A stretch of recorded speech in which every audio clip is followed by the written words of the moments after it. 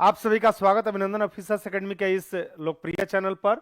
भारतीय राज्य व्यवस्था के अंतर्गत जो है सिलेक्शन सीरीज के अंतर्गत मैं अरुण कुमार आप सभी का स्वागत अभिनंदन करता हूं।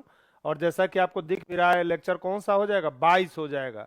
22वां सेशन है आपका। यह बहुत महत्वपूर्ण सेशन है, बहुत महत्वपूर्ण सेशन है। संघ की कार्यपालिका के विषय में हम लोग पढ़ रहे हैं।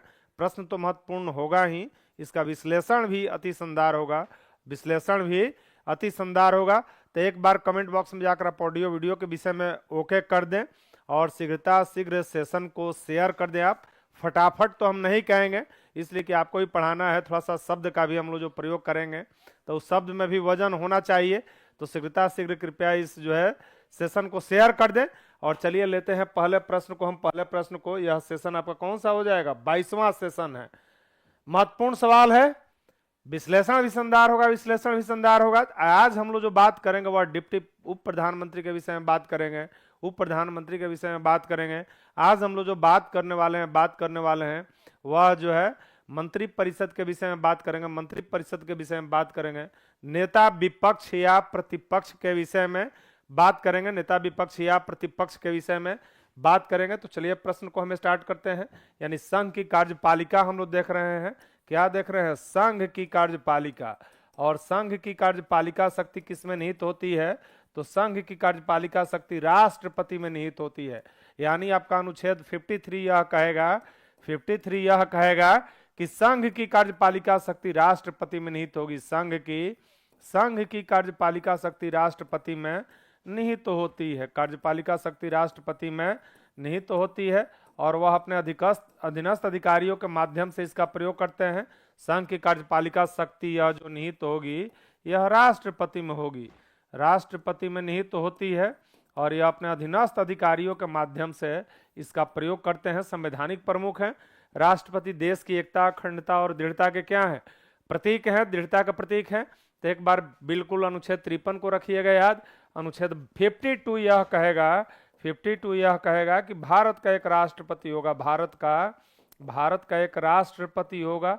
यह अनुच्छेद जो है 52 में कहा गया है। 53, 54, 55 में जो है राष्ट्रपति के निर्वाचन से संबंधित प्रावधान का उल्लेख किया गया है। 4 अनुच्छेद आप देख लें। 52 देख ले कि भारत का एक राष्ट्रपति होगा। 53 में आप देखें कि संघ की कार्यपालिका शक्ति किसमें निहित होगी, राष्ट्रपति में निहित होगी। और इसी में हम देख लेते हैं कि 54 और 55 क्या कहेगा, तो अनुच्छेद 54 और 55 में निर्वाचन का उल्लेख है। अनुच्छेद 54 में राष्ट्रपति, 54 और 55 में, दोनों में 54 और 55 में राष्ट्रपति के निर्वाचन का उल्लेख किया गया है। निर्वाचन का उल्लेख किया है किसके, राष्ट्रपति के निर्वाचन का उल्लेख किया गया है, राष्ट्रपति के निर्वाचन का उल्लेख किया गया है। यह दोनों अनुच्छेद इससे संबंधित है। 54 कहेगा निर्वाचक मंडल के विषय में यह बात करेगा, यानी यह चुनाव जो है अप्रत्यक्ष रूप से होगा, एक निर्वाचक मंडल के द्वारा होगा। यानी राष्ट्रपति के उम्मीदवारी के लिए वोट कौन करेंगे। और जनरली यह संख्या जो होती है लगभग जो है विधायकों की संख्या आपका 41, 20 और 776 एमपी, यानी दोनों सदन के निर्वाचित जो है ये कौन है, राज्यों के एमएलए हैं।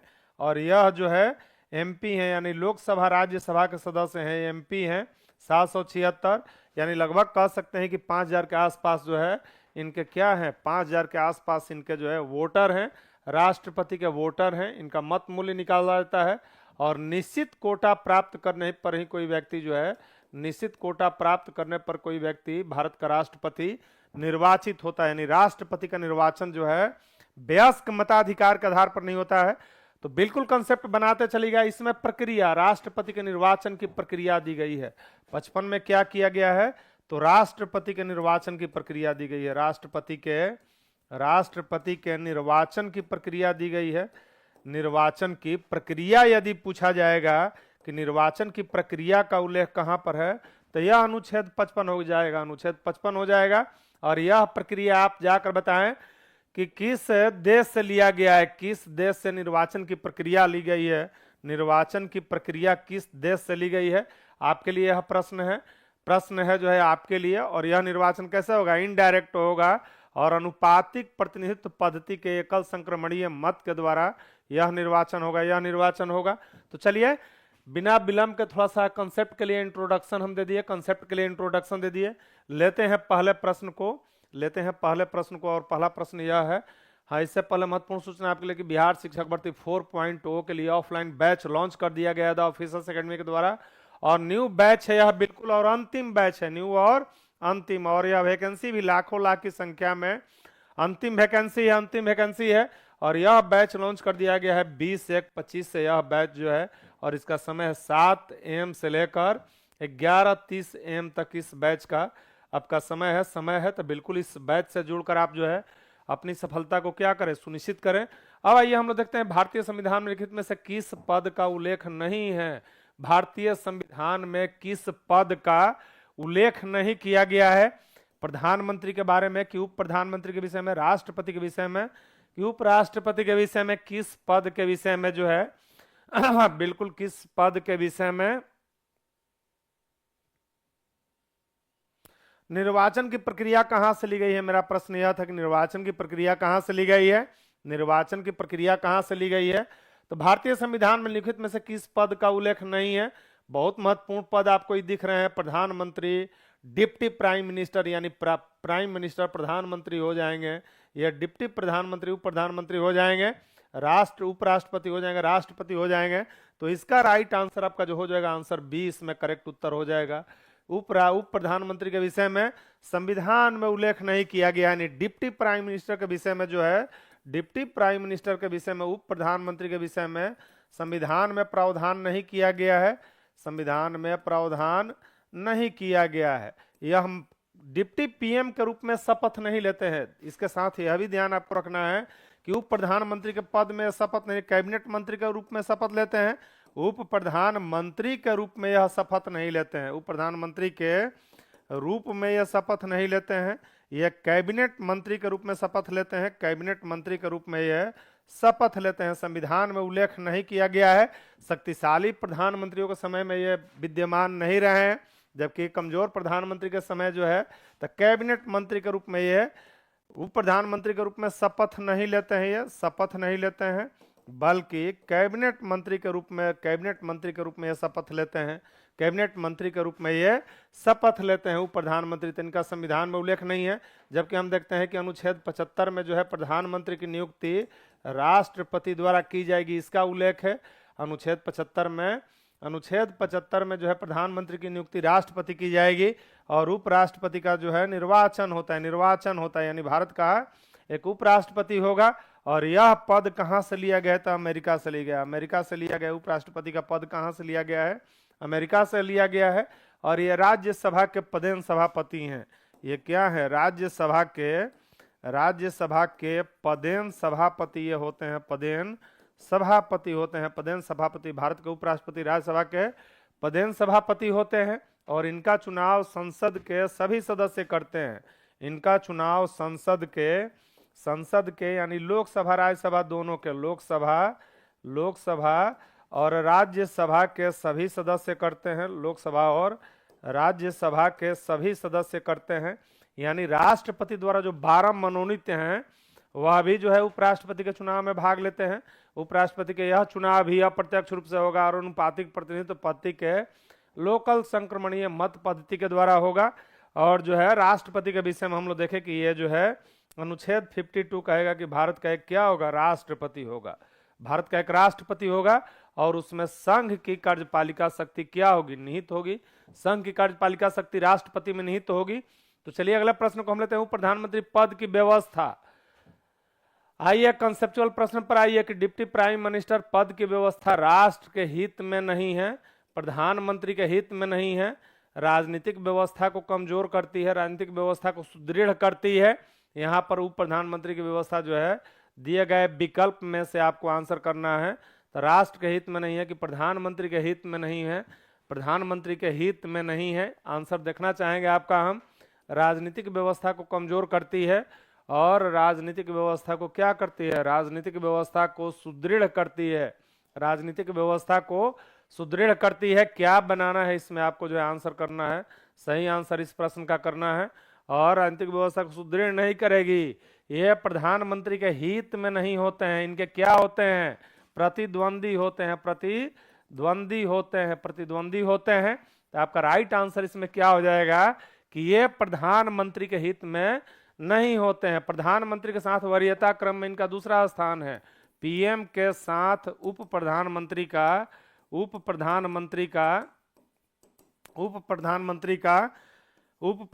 का वरीयता के क्रम में जो है, वरीयता के क्रम में जो है दूसरा स्थान है। वरीयता के क्रम में जो है वरीयता के क्रम में क्या है, सेकंड स्थान है। सेकंड स्थान है इनका, वरीयता के क्रम में इनका द्वितीय स्थान है। और प्रधानमंत्री की अनुपस्थिति में ये क्या करते हैं, मंत्रिमंडल के बैठक की, तो ये क्या करेंगे, राष्ट्र प्रधानमंत्री के हित में ये नहीं होते हैं। तो राइट आंसर आपका क्या हो जाएगा, 20 प्रश्न का करेक्ट उत्तर हो जाएगा।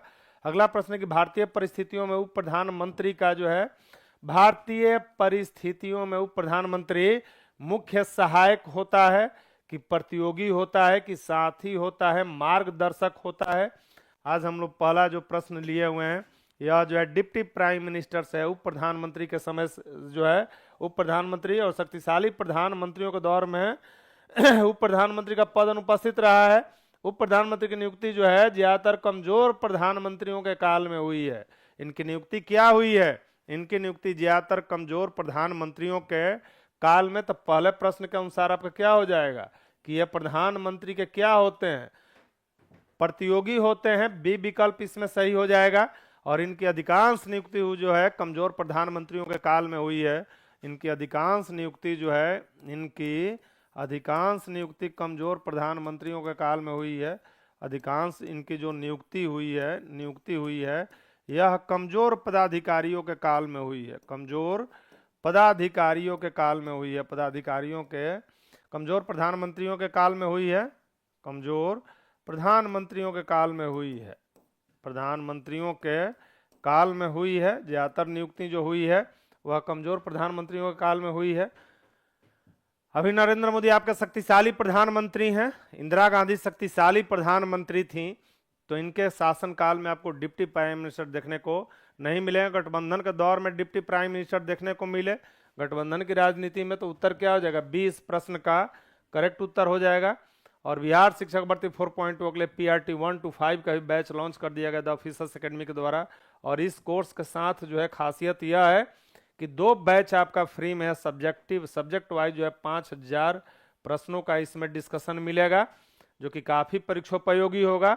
और 6 से 12 तक का NCERT का नए तरीके का नोट्स इसमें आपको देखने को मिलेगा। नए तरीके का नोट्स भी देखने को, हाँ, सबसे लास्ट उप प्रधानमंत्री थे लाल कृष्ण आडवाणी। पीएम पद के भी दावेदार आप देख रहे हैं उनको, पीएम पद के भी दावेदार के रूप में उनको आप देखते हैं। फिर जो है भारत के प्रथम उप प्रधानमंत्री कौन थे, भारत के प्रथम उप प्रधानमंत्री की बात की जाएगी तो क्या जवाहरलाल नेहरू थे, कि अबुल कलाम आजाद थे, कि गुलजारी लाल नंदा थे, कि सरदार वल्लभ भाई पटेल थे। सरदार वल्लभ भाई पटेल थे। इसमें आपको जाकर कमेंट बॉक्स में आंसर करना है कि प्रथम उप प्रधानमंत्री कौन थे। प्रथम उप प्रधानमंत्री भारत के कौन थे, क्या ये जवाहरलाल नेहरू थे, अबुल कलाम आजाद थे, कि गुलजारी लाल नंदा थे, कि सरदार वल्लभ भाई पटेल थे। तो इसमें आप सभी का बिल्कुल एक मुश्त जिनका भी उत्तर डी आ रहा है यह सही है। डी इसमें करेक्ट उत्तर हो जाएगा कि पहले उप प्रधानमंत्री का नाम क्या है, सरदार वल्लभ भाई पटेल। और पटेल को भारत का बिस्मार्क भी कहा जाता है। पटेल को जो है सरदार वल्लभ भाई पटेल को भारत का बिस्मार्क भी कहा जाता है। इनको जो है भारत का बिस्मार्क कहा जाता है। अगर पूछा कि भारत का बिस्मार्क किसे कहा जाता है तो सरदार पटेल को भारत का बिस्मार्क कहा जाता है। बिस्मार्क ने जर्मनी का एकीकरण किया था। इस बिस्मार्क की यदि हम बात करें तो यह जर्मनी के एकीकरण में इसने महत्वपूर्ण भूमिका निभाई थी। बिस्मार्क को जो है जर्मनी के एकीकरण में जो है इसने जर्मनी के एकीकरण में महत्वपूर्ण भूमिका निभाई थी।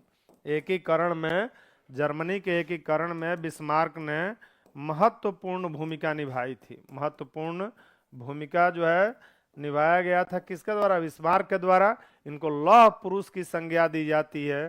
सरदार पटेल को लौह पुरुष भी कहा जाता है, आयरन मैन कहा जाता है।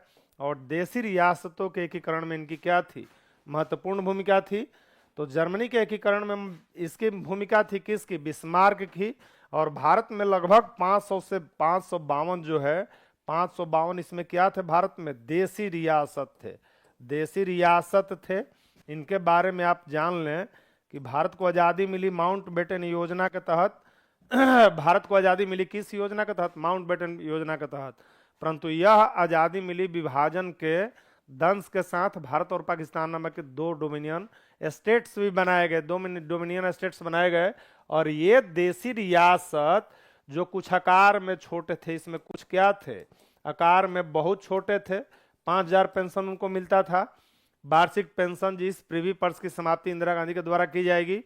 और इसमें हैदराबाद जैसे बड़े, इसमें कुछ का आकार जो है कुछ बड़े आकार के भी थे। उनका वार्षिक पेंशन 10 लाख रुपया उस समय का 10 लाख रुपया मायने रखता है। आज़ादी के समय की बात हो रही है, आज के लिए 10 लाख रुपया कुछ नहीं हो सकता, उस समय के लिए 10 लाख रुपया बहुत बड़ी बात थी। तो हैदराबाद बड़े रियासत जैसे कौन थे? हैदराबाद थे। और इन देसी रियासतों के एकीकरण में सरदार पटेल ने महती भूमिका निभाई थी। 3 ऐसे रियासत थे जिसने ना नुकुर किया, यानी जम्मू कश्मीर के द्वारा ना नुकुर किया जाएगा नहीं, जम्मू कश्मीर, और इसमें जम्मू कश्मीर एक हो जाएगा, इसने जो है ना नुकुर किया। फिर से हैदराबाद, यहाँ के निजाम थे, हैदराबाद जो है, हैदराबाद यहाँ के कौन थे? निजाम। पूछा जा सकता है, सबसे पहले सहायक संधि हैदराबाद के निजाम के साथ ही अंग्रेजों ने की थी, तब मैसूर के साथ, तब तंजौर के साथ। इसको याद रख सकते हैं, सहायक संधि में याद रख सकते हैं, सहायक संधि में आप याद रख सकते हैं। यह क्रम से भी पूछा जाता है। सहायक संधि एक तो किसकी थी? याद रखिएगा, सहायक संधि जो है। और यह सहायक संधि सबसे पहले की गई हैदराबाद के साथ यह की गई। और यहाँ के निजाम थे। तब यह मैसूर के साथ की जाएगी। तब किसके साथ यह की गई? मैसूर के साथ जो है सहायक संधि की गई। और तीसरा तंजौर के साथ क्रम में जो है तंजौर के साथ की जाएगी। यानी HMT एक घड़ी जो आती थी, इसे आप याद रख सकते हैं। H से हैदराबाद, M से मैसूर और T से तंजौर। यदि क्रम भी इस प्रश्न का पूछे तो हैदराबाद के निजाम थे। और ये विलय पत्र पर हस्ताक्षर के द्वारा कर लिया गया। इनका जो है विलय पत्र पर हस्ताक्षर कराकर भारत में सम्मिलित कर लिया गया। हरि सिंह यहाँ के राजा हुआ करते थे। और यहाँ पर पुलिस कार्रवाई की गई। हैदराबाद में क्या की गई? पुलिस कार्रवाई के द्वारा इसको शामिल किया गया। जहाँ के निजाम थे पुलिस कार्रवाई के द्वारा। और बच गया जूनागढ़, तो यहाँ पर जो है जनमत संग्रह के द्वारा जो है भारत में जूनागढ़ को सम्मिलित कर लिया गया। जूनागढ़ को जनमत संग्रह के द्वारा सम्मिलित कर लिया गया। जनमत संग्रह के द्वारा जो है जूनागढ़ का जो है भारत में विलय कर लिया गया। यानी 3 ये बातें कर सकते थे देसी रियासत जो थे, ये या तो भारत में रह सकते थे, पाकिस्तान भी जा सकते थे, स्वतंत्र भी रह सकते थे। तो इन देसी रियासतों की एकीकरण करने में सरदार पटेल की महती भूमिका थी। और उन्होंने दंड और प्रलोभन की नीति के द्वारा जो है देसी रियासतों का एकीकरण किया। दंड एवं प्रलोभन की नीति के द्वारा जो है, प्रलोभन की नीति के द्वारा देसी रियासतों का एकीकरण कर लिया। दंड और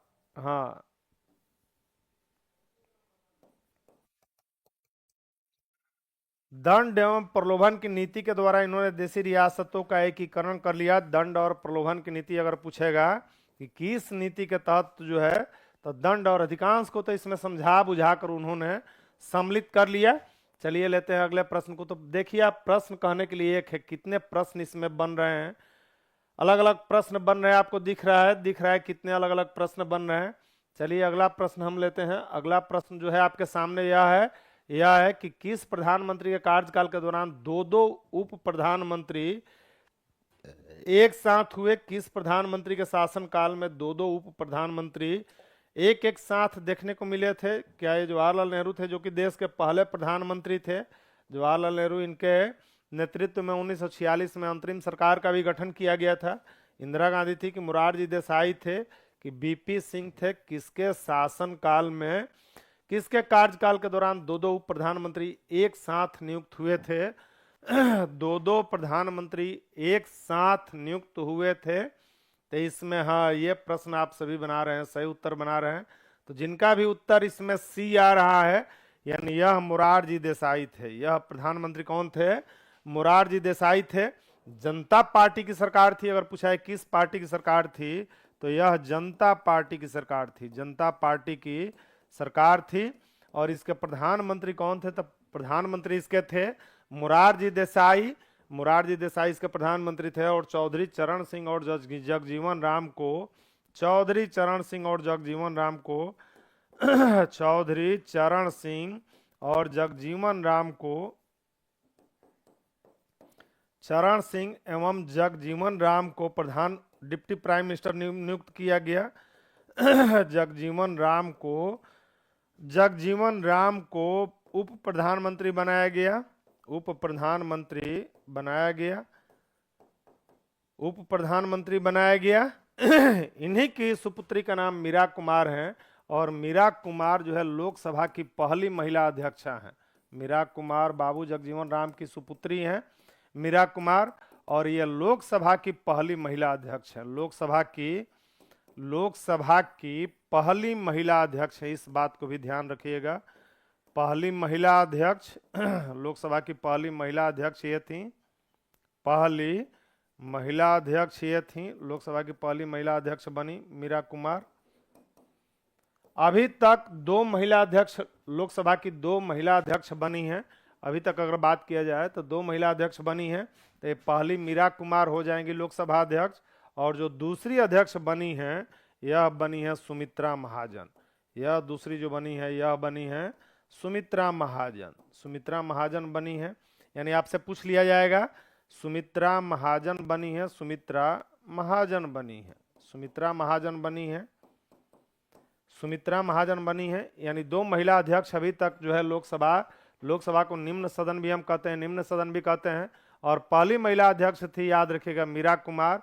दूसरी सुमित्रा महाजन। पहले लोकसभा अध्यक्ष भी महत्वपूर्ण है, जीबी मावलंकर थे। यानी पहले लोकसभा अध्यक्ष की बात की जाए, पहले लोकसभा अध्यक्ष की बात की जाए, पहले लोकसभा अध्यक्ष की यदि बात की जाए तो यह जीबी मावलंकर थे। यह कौन थे? तो जीबी मावलंकर थे। यह पहले लोकसभा अध्यक्ष जीबी मावलंकर हुआ करते थे। मावलंकर यानी गणेश वासुदेव मावलंकर। काफी महत्वपूर्ण प्रश्न है, इंपॉर्टेंट प्रश्न है यह। अब आपको बताना है कि 1925 में केंद्रीय विधानसभा के एक अन्य महत्वपूर्ण प्रश्न है। और वह महत्वपूर्ण प्रश्न है कि 1925 में केंद्रीय विधानसभा के अध्यक्ष कौन चुने गए? 1925 ईस्वी में केंद्रीय विधानसभा के, बहुत महत्वपूर्ण क्वेश्चन है, भीड़ से अलग आपको करेगा। 1925 में केंद्रीय विधानसभा के कौन, केंद्रीय विधानसभा के अध्यक्ष चुने गए थे? 1925 में केंद्रीय विधानसभा के अध्यक्ष बने। कमेंट बॉक्स में जाकर इस शानदार प्रश्न का उत्तर करें, क्या हो जाएगा? हाँ, विट्ठल भाई पटेल। बहुत लोगों का दिख रहा है। हाँ, पहले के जीवी मावलंकर थे गणेश वासुदेव मावलंकर, और इसके थे विट्ठल भाई पटेल थे। इसके कौन थे? विट्ठल भाई पटेल थे। विट्ठल भाई पटेल थे। विट्ठल भाई पटेल थे। तो इस प्रश्न का उत्तर याद रखिए कि 1925 में कौन जो है केंद्रीय विधानसभा के अध्यक्ष थे।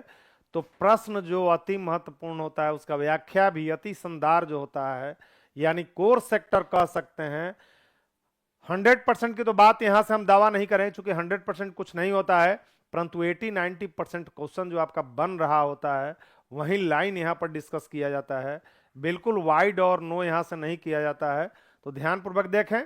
हाँ, फैक्ट्स है, आपको जो है इधर उधर की बात नहीं होगी। तो क्लास थोड़ा सा सघन लग सकता है, इंटेंसिव लग सकता है, परंतु आप जो है इसको देखेंगे तब परीक्षा में निश्चित रूप से जो है आप जो है सहज फील करेंगे। तो एक बहुत बढ़िया प्रश्न आपका बनेगा जो कि भीड़ से अलग करेगा। वह 1925 में केंद्रीय विधानसभा के अध्यक्ष चुने गए। और ये कौन चुने गए? विट्ठल भाई पटेल चुने गए। विट्ठल भाई पटेल। संविधान सभा भी 2 काम कर रही थी। संविधान सभा जिसके द्वारा भारतीय संविधान को बनाया गया, यह कंसेप्ट भी क्लियर रखिएगा कि संविधान सभा केवल संविधान ही बनाने का काम नहीं कर रही थी। आइए यहाँ पर एनसीईआरटी का लाइन देखिए। कि संविधान सभा दो काम कर रही थी। संविधान सभा इसी के द्वारा संविधान निर्मित किया गया, संविधान को बनाया गया। संविधान सभा ने संविधान क्या किया? निर्मित किया, बनाया।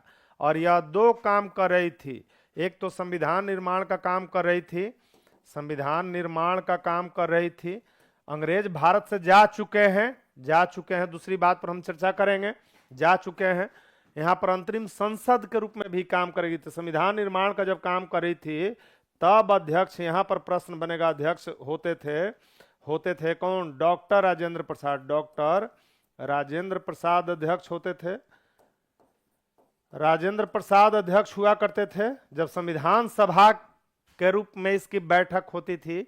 और देखिए कमेंट बॉक्स में जाकर बताइए कि जब यह अंतरिम संसद के रूप में इसका बैठक होता था तो उसकी अध्यक्षता कोई और करेंगे। बताइए, जब संसद के रूप में यह काम करती थी, यानी अंतरिम संसद के रूप में जब यह काम करेगी, अंतरिम संसद चूंकि अभी लोकसभा अस्तित्व में नहीं आए हैं तो अंतरिम संसद के रूप में जब यह काम करती थी तब इसकी अध्यक्षता, मेरा प्रश्न डॉक्टर राजेंद्र प्रसाद वाला नहीं है, तो हम लिख दिए हैं कि संविधान निर्माण का काम होगा तो अस्थायी अध्यक्ष जो है कौन थे? डॉक्टर राजेंद्र प्रसाद थे।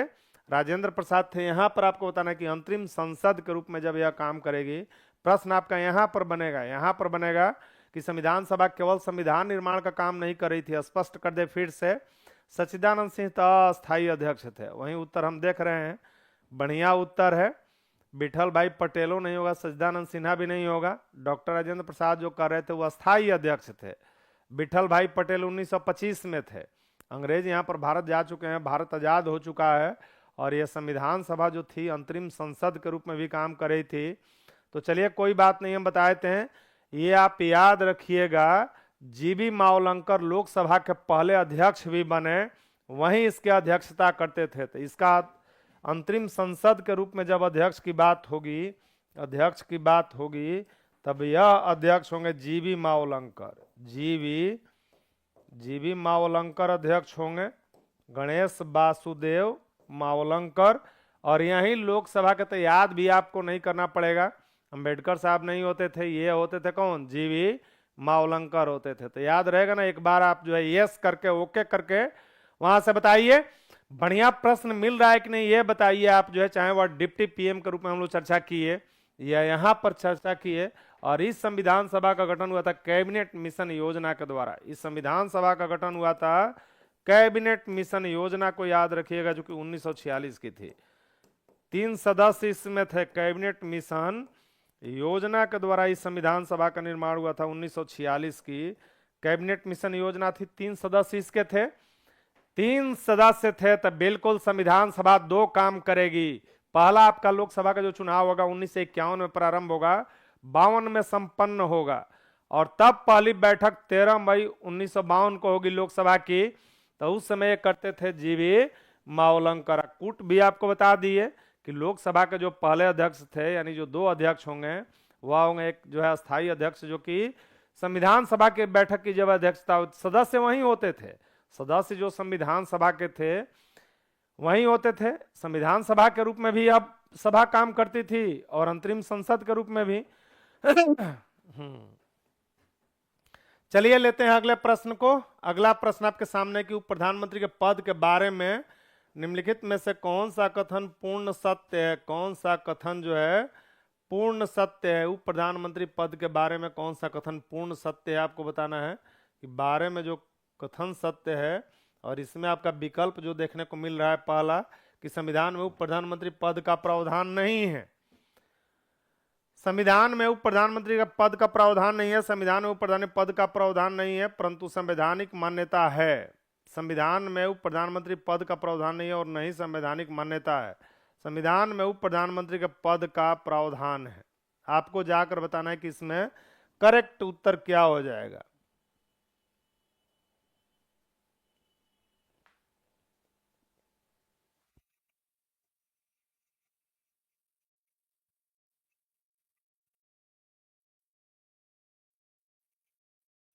बिल्कुल इसमें मिक्स उत्तर आना चाहिए था। बढ़िया से अगर पढ़िएगा ऑप्शन को तो सही। हाँ, तो जिनका सी इसमें ऑप्शन आ रहा है वह सही हो जाएगा, सी ऑप्शन सही हो जाएगा।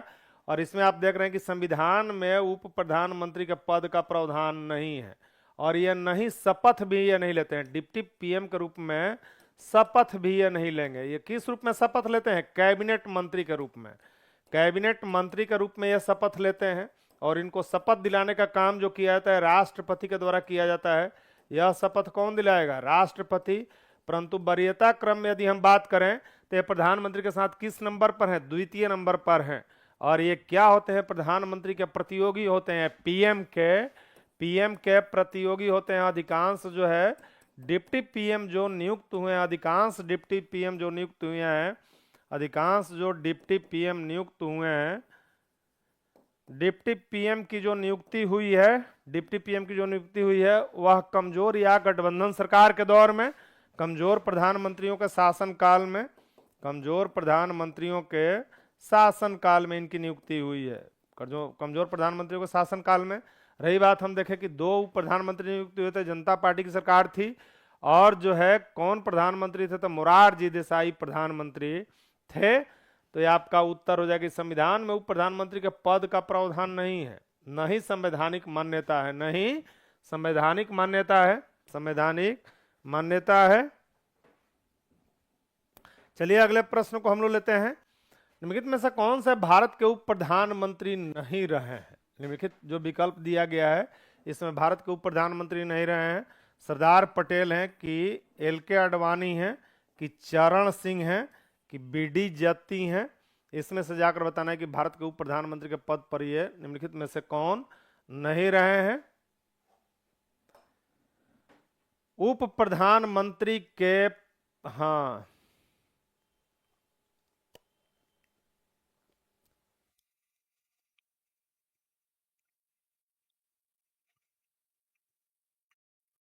तो इसमें क्यों आप लोग फंस रहे हैं? इसमें तो मोरारजी, हाँ, देसाई के समय में लोग देखे कि ये चरण सिंह भी रहे हैं। एल.के. आडवाणी ये अटल बिहारी वाजपेयी के समय में रहे हैं। अटल बिहारी वाजपेयी, देश के प्रधानमंत्री बिहारी वाजपेयी जी कवि हृदय थे। यदि आपसे पूछ दिया जाए भारत के प्रधानमंत्री रहे हैं और 3 बार प्रधानमंत्री पद का, यह भी महत्वपूर्ण है, 3 बार प्रधानमंत्री पद का ये शपथ लिए हैं, 3 बार पीएम पद का ये शपथ लिए हैं, पद का शपथ इनके द्वारा लिया गया है। 3 बार पीएम पद के शपथ लिए हैं। अन्य 3 प्रधानमंत्री हैं जो 3 बार पीएम पद का शपथ लेंगे, यह भी पूछा जा सकता है। तो यह बी.डी. जत्ती हो जाएगा। राइट आंसर क्या हो जाएगा? बी.डी. जत्ती हो जाएगा, बी.डी. जत्ती हो जाएगा। 3 बार पीएम पद का शपथ कितने प्रधानमंत्री लिए हैं? 3 बार पीएम पद का शपथ लिए हैं। पीएम पद का शपथ जो लिए हैं वो 4 प्रधानमंत्री हैं, शपथ लिए हैं। शपथ 3 बार पीएम पद का शपथ, और ये हैं जवाहरलाल नेहरू। जवाहरलाल नेहरू शपथ लिए हैं 3 बार प्रधानमंत्री के रूप में। श्रीमती इंदिरा गांधी ली हैं, श्रीमती इंदिरा गांधी ली हैं। इंदिरा गांधी 3 बार प्रधानमंत्री पद का शपथ ली हैं। फिर से तीसरे आपके हो जाएंगे अटल बिहारी वाजपेयी। यह प्रश्न पूछा जा सकता है। अटल बिहारी वाजपेयी, अटल बिहारी वाजपेयी ने भी 3 बार प्रधानमंत्री पद की शपथ ली है। इनका कार्यकाल सबसे लंबा भी रहा है। जवाहरलाल नेहरू का कार्यकाल की यदि हम बात करें तो यह सबसे लंबा रहा है। सबसे लंबा कार्यकाल यानी 16 वर्ष, सॉरी महीना हम कह दिए। यह 16 वर्ष जो है और 9 महीना, 9 मंथ और 12 दिन रहे हैं। 12 दिन भारत के प्रधानमंत्री के पद के रूप में सुशोभित किए हैं इन्होंने। और जो है सबसे कम इनका था, अटल बिहारी वाजपेयी का 13 दिन का शासनकाल था, सबसे छोटा इनका शासनकाल है। और एक चौथे जो लिए हैं प्रधानमंत्री का 3 बार शपथ लिए हैं, प्रधानमंत्री पद का 3 बार जो शपथ लिए हैं, और ये चौथे प्रधानमंत्री, आपके चौथे प्रधानमंत्री जो हैं वह है नरेंद्र मोदी। नरेंद्र मोदी भी 3 बार ये भी रिकॉर्ड एक कायम किए। यानी ये जो लिए हैं 2014 में, 2014 में, 2019 में प्रधानमंत्री पद का शपथ लेंगे। 2014, 2019 और 2024 में, 14, 19 और 2024 में, 2024 में 14/5/19, 19/5/24, बिल्कुल इन्होंने भी 3 बार प्रधानमंत्री पद की शपथ ली है, शपथ ली है, तो राइट आंसर आपका क्या हो जाएगा, बीडी जत्ती हो जाएगा, बीडी जत्ती हो जाएगा। शिक्षक भर्ती 4.2 के लिए 6 to 8 का भी बैच लॉन्च कर दिया गया था ऑफिसर्स एकेडमी के द्वारा, और इसमें जीएस तो पढ़ाया ही जाएगा, उसके साथ विषय भी आपके पढ़ाए जाएंगे। इस कोर्स के साथ 2 बैच आपका फ्री भी है, जिसमें अब बहुत महत्वपूर्ण रहने वाला है सब्जेक्टिव वाइज जो है 5000 प्रश्नों का डिस्कशन, और 6 से 12 तक का एनसीईआरटी का नए तरीके का नोट्स इसमें आपको देखने को मिलेंगे, नए तरीके का नोट्स आपको जो है देखने को मिलेंगे। अगला प्रश्न जो है वह कि लोकसभा विरोधी दल के नेता के रूप में मान्यता देने के लिए दल के कितने सदस्य, कुल संख्या का कम से कम कितने प्रतिशत होने चाहिए, कितने प्रतिशत होने चाहिए, इनको विरोधी दल का नेता कहते हैं या नेता प्रतिपक्ष भी कहते हैं। नेता प्रतिपक्ष, विरोधी दल में सत्ता पक्ष के भी नेता होते हैं, प्रतिपक्ष। यदि हम बात करें, आप देखें 5%, 10%, पहले पहले आंसर कर लेते हैं, यह किसकी कितना होना चाहिए। तो इसमें आप सभी का उत्तर जो है गलत आ रहा है, उत्तर मंत्री परिषद के साइज के बारे में आप बता रहे हैं। विरोधी दल का नेता, अब यहाँ पर रुकिए, थोड़ा सा रुकना पड़ेगा। आप सभी जो है मंत्री परिषद के प्रश्न पूछा जाए उसका आंसर करना है, उसका आंसर करना है। इसमें राइट आंसर हो जाएगा बी, करेक्ट उत्तर हो जाएगा बी। इसमें क्या हो जाएगा, करेक्ट उत्तर हो जाएगा। यह विरोधी दल या नेता प्रतिपक्ष के बारे में पूछा जा रहा है। वर्तमान में अगर संघ की बात करें तो राहुल गांधी नेता प्रतिपक्ष हैं, विरोधी दल के नेता हैं, तो इसमें राइट आंसर आपका क्या हो जाएगा, बी हो जाएगा। करेक्ट उत्तर क्या हो जाएगा, बी। फिर से एक प्रश्न यहां पर बनेगा कि यह किस सदन का, यह लोकसभा या राज्यसभा का, तो यह लोकसभा का होना चाहिए। किसका होना चाहिए, लोकसभा, यानी निम्न सदन का होना चाहिए। इसको निम्न सदन भी कहते हैं। और उसका कितना होना चाहिए भाई, तो इसका 10% नेता प्रतिपक्ष बनने के लिए सीटों की संख्या जो है कितनी होनी चाहिए, 10 होनी चाहिए। और लोकसभा के संदर्भ में यदि हम बात करें तो यह संख्या 55 हो जाएगा, 55 हो जाएगा। चूंकि मैक्सिमम सीट कितने हैं, 550 हैं, तो यह 55 हो जाएगा। अभी नेता प्रतिपक्ष कौन है, तो अभी नेता प्रतिपक्ष आपके राहुल गांधी हैं। लोकसभा के नेता कौन है, नरेंद्र मोदी हैं, नरेंद्र मोदी हैं। और नेता प्रतिपक्ष, और ये दोनों सदन में होते हैं। इसके साथ ही यह भी ध्यान में आपको रखना है कि यह दोनों सदन में होते हैं, नेता प्रतिपक्ष दोनों सदन में होते हैं। नेता प्रतिपक्ष या विपक्ष जो है नेता, विपक्षी दल का नेता विपक्ष या नेता प्रतिपक्ष दोनों सदन में होते हैं। नेता प्रतिपक्ष भी इनको कहते हैं। लोकतंत्र के मजबूती के लिए यह भी उतने ही आवश्यक है, विरोधी दल का होना उतना ही आवश्यक है जितना सत्ता पक्ष का होना जरूरी है। तो नेता विपक्ष जो है ये दोनों सदन में होते हैं, दोनों सदन में होते हैं, लोकसभा और राज्यसभा, लोकसभा और राज्यसभा में दोनों में होते हैं। लोकसभा की नेता की बात की जाएगी तो वर्तमान में नरेंद्र मोदी हैं, नरेंद्र मोदी लोकसभा के नेता हैं, नरेंद्र मोदी। और जो है नेता प्रतिपक्ष है, जो विपक्ष के नेता की यदि बात की जाए, विपक्ष के नेता की बात की जाए तो यह राहुल गांधी हैं। विपक्ष के नेता की बात की जाए तो यह राहुल गांधी हैं। इसी तरह की राज्यसभा में भी स्थिति बनेगी, राहुल गांधी हैं। राहुल गांधी 18वीं लोकसभा में जो है राहुल गांधी है। तो दोनों सदन में होगा, लोकसभा और राज्यसभा दोनों में होगा, लोकसभा और राज्यसभा दोनों में होगा। राज्यसभा की जहां तक बात है, लीजिए इसको थोड़ा छोटा हम बना दिए। इसमें 550 जो है सदस्य होते हैं, और राज्यसभा में आपके कितने होंगे, राज्यसभा में 250 सदस्य होंगे, 250 सदस्य होंगे राज्यसभा में। राज्यसभा में नेता बताइए जाकर, राज्यसभा में अगर नेता पूछा जाए, नेता पूछा जाए कि राज्यसभा के नेता कौन है, नेता कौन है, सभापति तो आपके उपराष्ट्रपति हो जाएंगे, उपराष्ट्रपति सभापति हो जाएंगे, उपसभापति का भी सदन अपने में से चुनाव करेगी। तो नेता यहाँ पर कौन हो जाएगा राज्यसभा का, ये आपको जाकर बताना है। नेता विपक्ष राज्यसभा में वर्तमान में जो है नेता विपक्ष कौन है, तो यह कांग्रेस अध्यक्ष मल्लिकार्जुन खड़गे हैं, मल्लिकार्जुन खड़गे हैं, मल्लिकार्जुन खड़गे हैं नेता प्रतिपक्ष। नेता प्रतिपक्ष जो है नेता प्रतिपक्ष मल्लिकार्जुन खड़गे हैं। हाँ, जेपी नड्डा, सभ्यांजुम का बहुत बढ़िया क्वेश्चन हाँ आया, बिल्कुल। तो जिनका भी ये जेपी नड्डा है, बीजेपी के अध्यक्ष अभी यही है ना, तो इनको याद रखिएगा, जेपी नड्डा है। फिर से एक बार देख लीजिएगा, लोकसभा में नेता है नरेंद्र मोदी जो कि देश के प्रधानमंत्री भी हैं। राज्यसभा में नेता है कौन? जेपी नड्डा। यहाँ पर भी विपक्ष लोकसभा के लिए महत्वपूर्ण होता है, विपक्ष की भी भूमिका महत्वपूर्ण होती है। यहाँ पर राहुल गांधी हैं और वहां पर कौन है? मल्लिकार्जुन खड़गे। मल्लिकार्जुन खड़गे। और नेता विपक्ष को जो है, नेता विपक्ष को जो है क्या होता है? कैबिनेट मंत्री का दर्जा प्राप्त होता है। नेता प्रतिपक्ष जो होता है, नेता प्रतिपक्ष जो होता है, इसको कैबिनेट मंत्री का दर्जा प्राप्त होता है। कैबिनेट मंत्री का दर्जा, कैबिनेट मंत्री का दर्जा मिला होता है, कैबिनेट मंत्री का दर्जा प्राप्त होता है, वही सुविधाएं इसको मिलती है। तो चूंकि डेमोक्रेसी आपका बहुत महत्वपूर्ण टॉपिक है, खासकर शिक्षक भर्ती में डेमोक्रेसी, लोकतंत्र से 10-10 प्रश्न कभी कभी पूछ दिए जाते हैं, जिनका ये है नहीं 40 नंबर का जो 80 नंबर का जो आता है, 40 नंबर ऑफ क्वेश्चन जिसका 40 रहता है, उसमें 10-10 क्वेश्चन भी देखने को मिले हैं। आइए, लोकसभा में समान मान्यता प्राप्त निम्नलिखित में से किसके समान सुविधाएं और मान्यता, इसका अभी हम डिस्कशन किए हैं। डिस्कशन इसका अभी हम किए हैं, इस प्रश्न का अभी विश्लेषण हम किए हैं। विश्लेषण यह कि लोकसभा में मान्यता प्राप्त विरोधी दल के नेता, किस नेता की बात की जा रही है? विरोधी दल के, किसके समान सुविधाएं और मान्यता होती है? यह होती है कैबिनेट मंत्री के समान। कैबिनेट मंत्री का उल्लेख भारतीय संविधान में एक बार हुआ है, एक बार हुआ है, अनुच्छेद 352 में हुआ है। 352 में कैबिनेट शब्द आया है। और किस संविधान संशोधन द्वारा? 44वें संविधान संशोधन द्वारा, 44वें संविधान संशोधन द्वारा।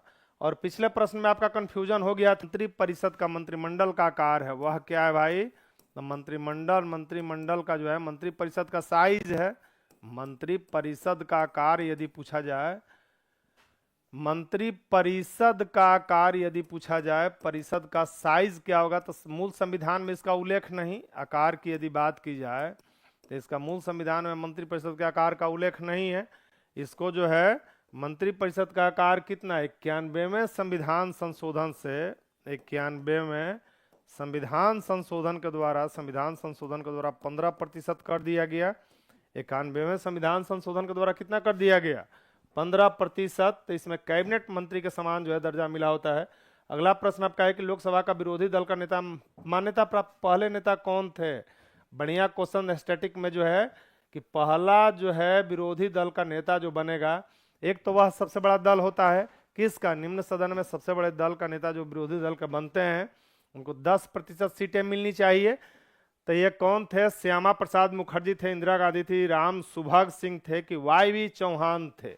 वाई चौहान थे। इसमें कमेंट बॉक्स में जाकर बताएं, कमेंट बॉक्स में जाकर इस प्रश्न का सही उत्तर करें, क्या हो जाएगा?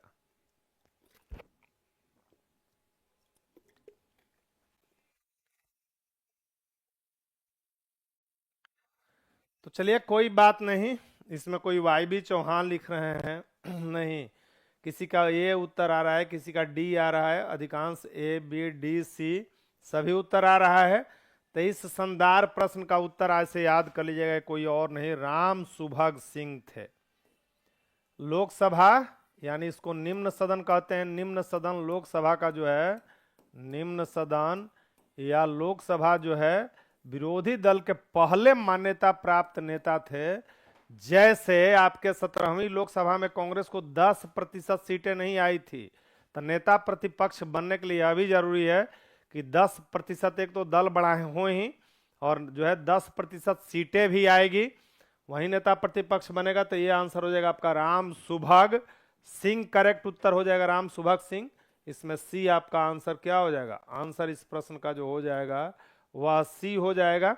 अगला प्रश्न है कि राज्यसभा में विपक्ष के प्रथम नेता कौन थे? राज्यसभा में आ रही है, यहाँ पर लोकसभा, ध्यान रखिए, ये लोकसभा में प्रथम नेता मान्यता प्राप्त प्रथम कौन थे? तो राम सुभग सिंह थे, राम सुभग सिंह थे। राज्यसभा में विपक्ष के प्रथम नेता कौन थे? वाई बी चौहान थे कि भोला पासवान थे कि कमलापति त्रिपाठी थे कि सीएम स्टीफन थे? सीएम स्टीफन थे।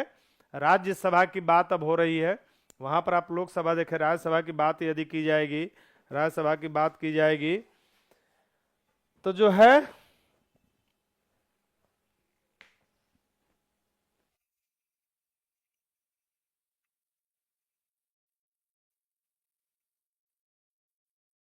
इसमें भी आप सभी का उत्तर फंस रहा है, उत्तर फंस रहा है। कि राज्यसभा में विपक्ष के प्रथम नेता कौन थे, तो विपक्ष के प्रथम नेता की बात होगी तो वाई.बी. चौहान थे। यह राज्यसभा की बात हो रही है और यह राज्यसभा उच्च सदन भी है। यह किस तरह का सदन है? अपर हाउस कहते हैं इसको। अस्थाई सदन है, कभी विघटन इसका नहीं होता है, अस्थाई सदन है। तो इसके जो है विपक्ष के प्रथम नेता इसमें कौन थे, तो वाई.बी. चौहान। राम सुभग सिंह याद रखिएगा, लोकसभा में प्रथम मान्यता प्राप्त विपक्ष के नेता थे, इसमें वाई.बी. चौहान थे। किस व्यक्ति को सर्वप्रथम 77 में विपक्षी दल के नेता के रूप में मान्यता मिली तथा कैबिनेट मंत्री के समान वेतन आदि दिया गया? यानी बाद में अब जो है कैबिनेट मंत्री के समान जो है वेतन भी इनको मिलने लगेगा। सीएम स्टीफन थे कि इंदिरा गांधी की अटल बिहारी वाजपेयी? तो वाई.बी. चौहान। इस प्रश्न का उत्तर भी क्या हो जाएगा आपका? वाई.बी. चौहान हो जाएगा। डी आपका जो है करेक्ट उत्तर हो जाएगा इसमें। डी प्रश्न का करेक्ट उत्तर हो जाएगा। बिहार शिक्षक भर्ती 4.2 में 9-10 का भी बैच आपका लॉन्च कर दिया गया था ऑफिसर्स अकेडमी के द्वारा, और इसमें GS, SST, science, math, Hindi, English सभी कुछ मिला है। कोर्स के साथ 2 बैच आपका फ्री है। सब्जेक्टिव वाइज जो है कितना 5000 से अधिक प्रश्नों का इसमें संकलन है। 6 से 12 तक का एनसीईआरटी का नए तरीके का नोट्स भी इसमें मिलेगा आपको, नए तरीके का नोट्स भी मिलेगा। तो बिल्कुल इस बैच से जुड़कर अपनी सफलता सुनिश्चित करें। लोकसभा अध्यक्ष का चुनाव कौन करता है? आइए, लोकसभा में जो पदाधिकारी होता है सदन की कार्यवाही को संचालित करता है, निर्देशन नियंत्रण उसके जिम्मे में होता है, वह लोकसभा का स्थगन भी करता है। स्थगन पूछेगा तो लोकसभा स्पीकर करेगा, महत्वपूर्ण पदाधिकारी है, महत्वपूर्ण पदाधिकारी है। तो लोकसभा का चुनाव कौन करता है? लोकसभा का सदस्य करेगा। कि लोकसभा के निर्वाचित सदस्य करेंगे कि संसद के सदस्य करेंगे, उपयुक्त कोई नहीं।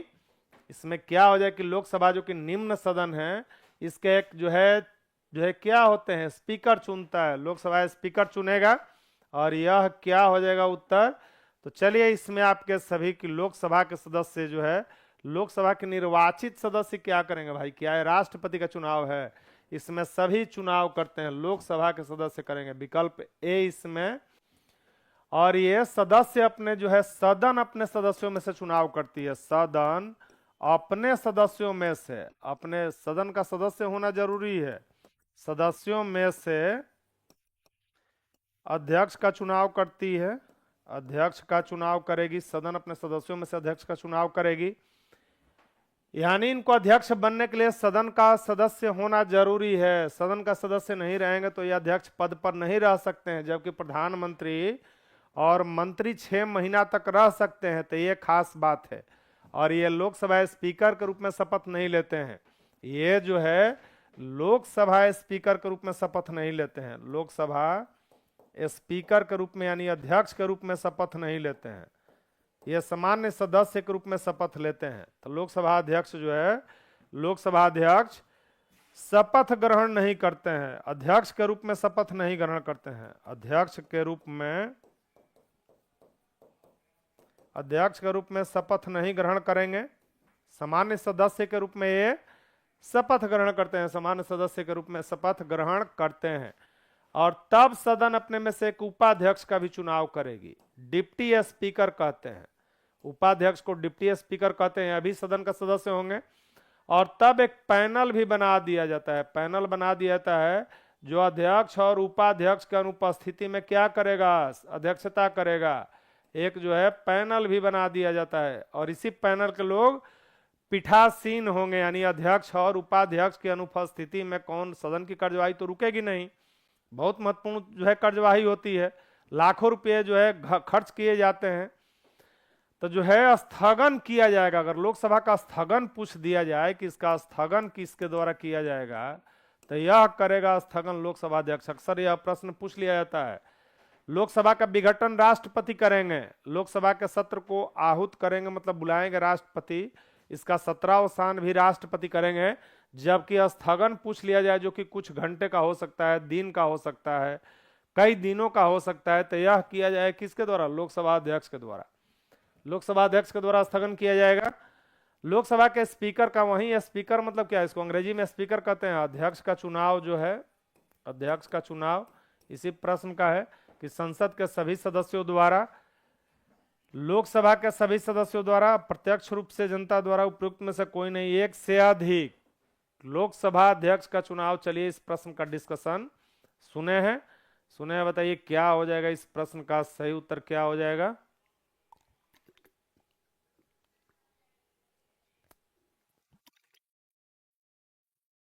बिल्कुल विघटन जो होगा वह किसके द्वारा होगा? विघटन जो होगा वह लोकसभा अध्यक्ष करेंगे। तो इसमें आप लोग कैसे फंस रहे हैं? इसमें नहीं फंसना चाहिए। संसद में तो राज्यसभा भी है, संसद में कौन है? इसमें राष्ट्रपति हैं। संसद में कौन है? राष्ट्रपति भी शामिल है, यह संसद का अभिन्न अंग है। इसमें लोकसभा भी है, इसमें राज्यसभा भी है। इन तीनों के मिलने से संसद का गठन होता है। तो संसद के सभी सदस्य थोड़े हो जाएगा, लोकसभा के सभी सदस्य। तो राइट आंसर क्या हो जाएगा? बी करेक्ट उत्तर हो जाएगा।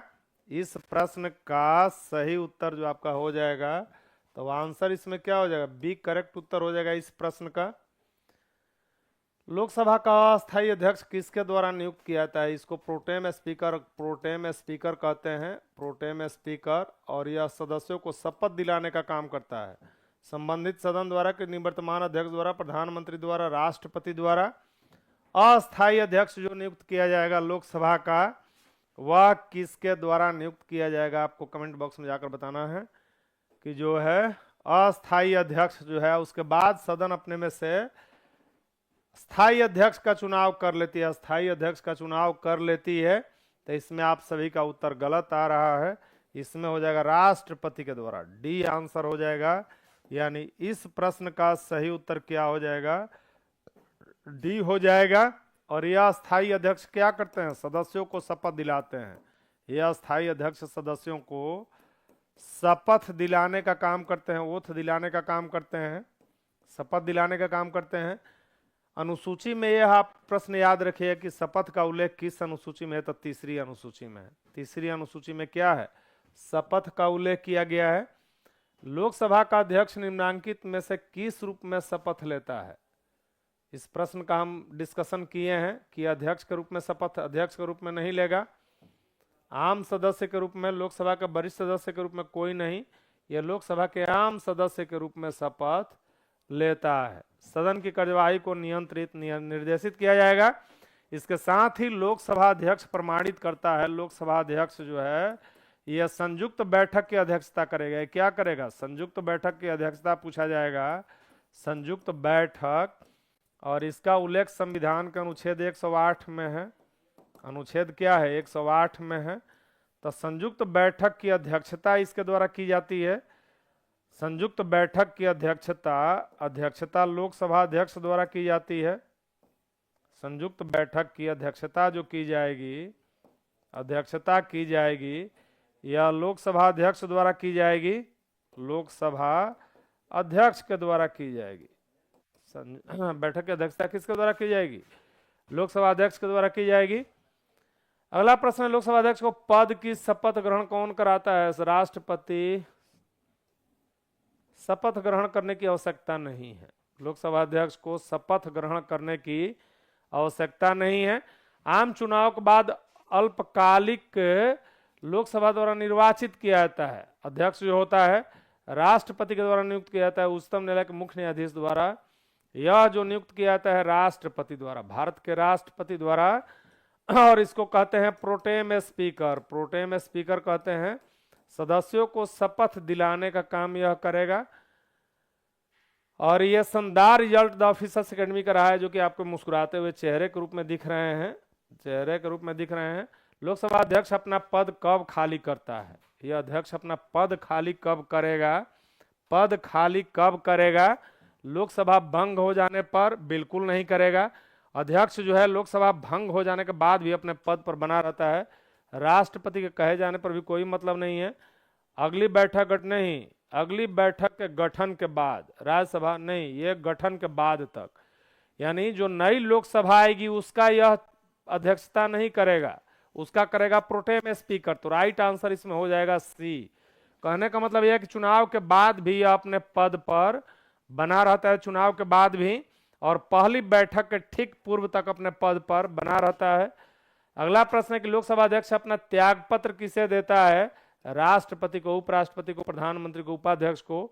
तो ये उपाध्यक्ष को देगा।